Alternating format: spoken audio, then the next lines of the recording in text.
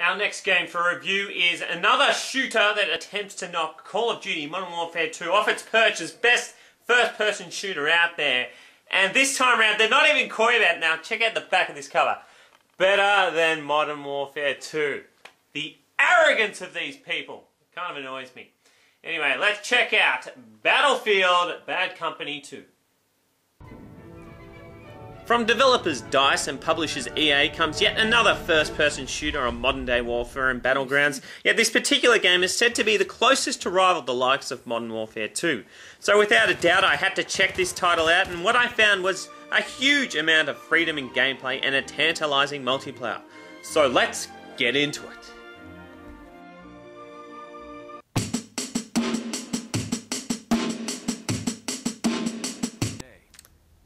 Bad Company 2's story follows a squad of soldiers. Whilst on a reconnaissance mission, they stumble onto a plot by the Russians to hit America with some secret weapon. I really don't care. The story isn't that interesting, and your squad mates are annoying as hell, and the campaign altogether just lacks substance. Every battle and mission had no intensity, and I struggled to feel like I was in a real-life gun battle most of the time. There's many elements, they just have no realism to them at all. Yet what you do get is a great sense of destruction and freedom. You can obliterate anything you see and jump into practically any vehicle you can think of. In this respect, Bad Company 2 gives you levels that act like a playground for you to roam freely around and shape to your own liking.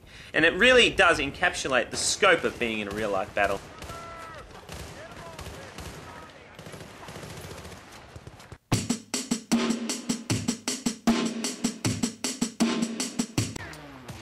The graphics in Bad Company 2 aren't anything to write home about. Blurry textures, dull palettes of colour and robotic character movements make this game look a bit dated.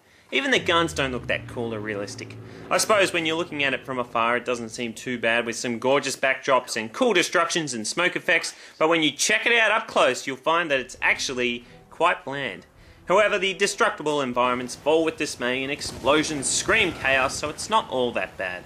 Cutscenes are pretty stock standard, nothing special here, they simply move along the forgettable story, and it has a lot of terribly written dialogue. You'll almost want to skip it altogether.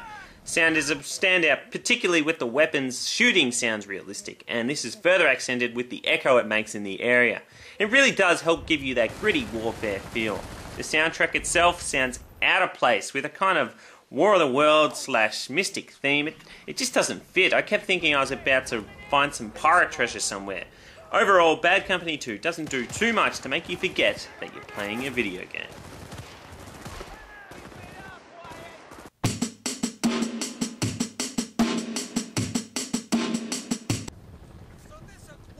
Like pretty much every shooter out there, Bad Company 2 handles no different.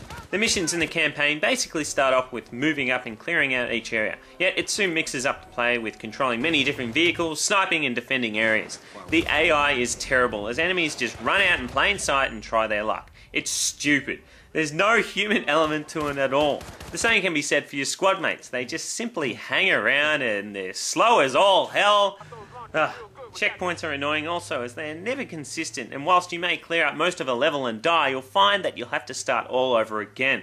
Like I said before, you really make your own fun here, so grabbing an RV and jetting around to the back of the enemies before launching a whole horde of grenades is a great freedom to have. This is why the multiplayer is the best feature for this title. You have rush or conquest matches where you pretty much either defend or attack key positions in huge levels. You have 4 classes to choose from: Soldier, Medic, Engineer and Recon, and a slew of great fun vehicles that get you into the action fast. In order to get victories, you'll need to squad up, and its focus is mainly on team-based gameplay and strategies. Be aware though that these matches can last quite a while.